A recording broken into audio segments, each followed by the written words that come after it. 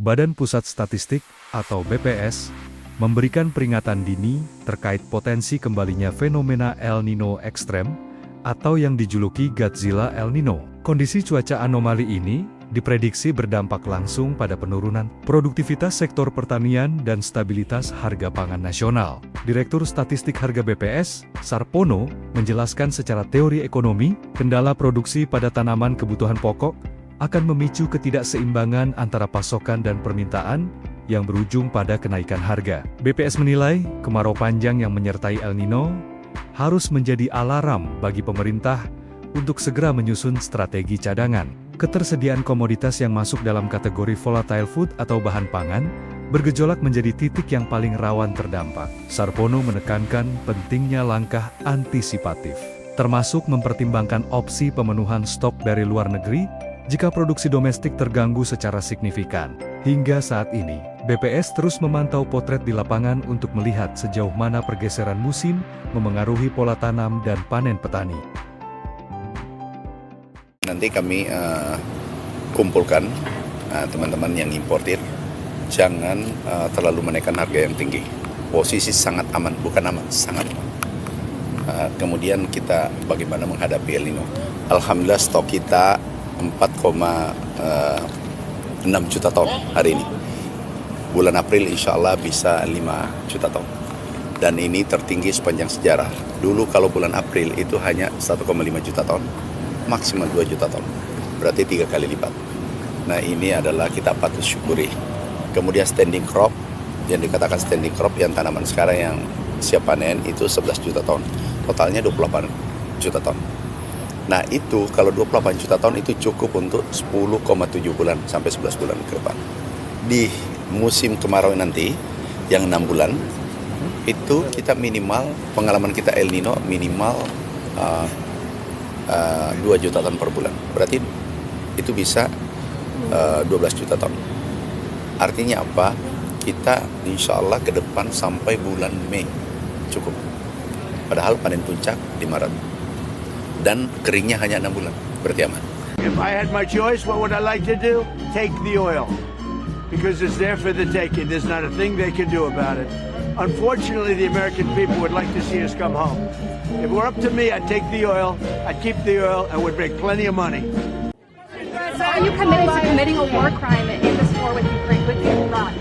What else? Mr. President, you said that Iran had no anti-aircraft equipment. How were they able to drop those? Well, you know what? When you do thousands and thousands of flights and you have one plane shot down and not mortally, the 2 pilots got out, they got a little bit lucky. And you know what? In war, you need a little bit of luck also. They got a little bit lucky. That's all they got. Ending the war. What's stopping you from ending the war? Well, it could end very quickly, the war, if they do what they have to do. They have to do certain things. They know that. They've been negotiating, I think, in good faith.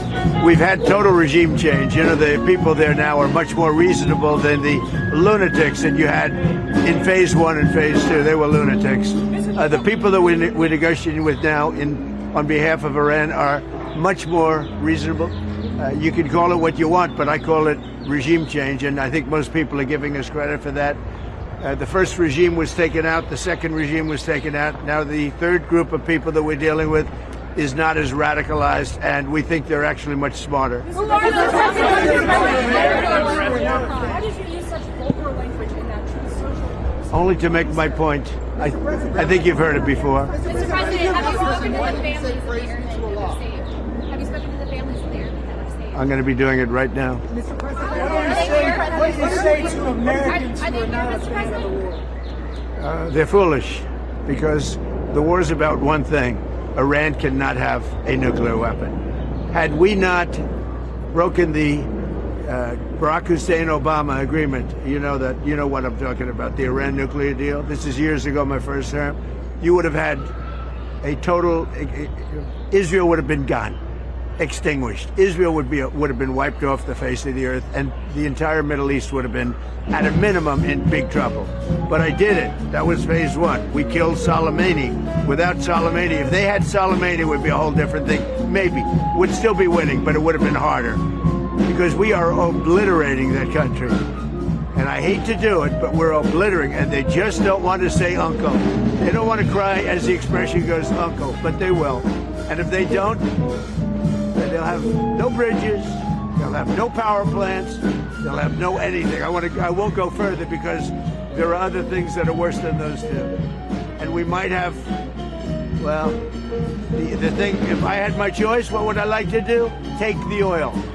Because it's there for the taking. There's not a thing they can do about it. Unfortunately, the American people would like to see us come home. If it were up to me, I'd take the oil, I'd keep the oil, and would make plenty of money. And I'd also take care of the people of Iran, much better than they've been taken care of. It's been a horrible, they've killed 45,000 people as of a month and a half ago. 45,000 protesters. We don't do that. So if I had my choice, I'd keep the oil. But I also want to make the people of our country happy. I think most people wouldn't understand that. I'll give you an example. Venezuela has worked out so incredibly. We have 100 million barrels of oil right now in Houston being refined. It's been great. The relationship with Venezuela, the leaders, has been fantastic. And I think we're going to have a long-term, very good relationship. And it might be beyond long-term. You understand what it is?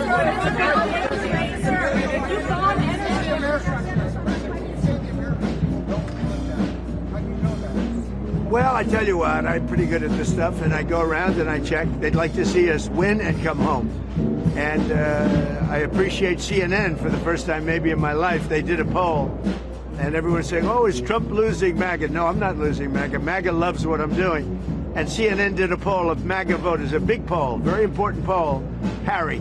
And he went on, he said, this is amazing, 100% support. He said, I've never had a 100% poll at anything before. And is, do you support Trump, MAGA people, which is, by the way, mostly Republican. And if you look, I would say MAGA makes up a majority, like about 95% of the Republican Party, all right? So they went out, they did a poll, and CNN came back 100% support. So they support what we're doing, but they would like to see it end and come back. But remember, wars last years. We're in there for 34 days, and we've obliterated a very powerful country in 34 days. Yeah, if it were up to me, I'd like to keep the oil. I just don't think the people of the United States would really understand.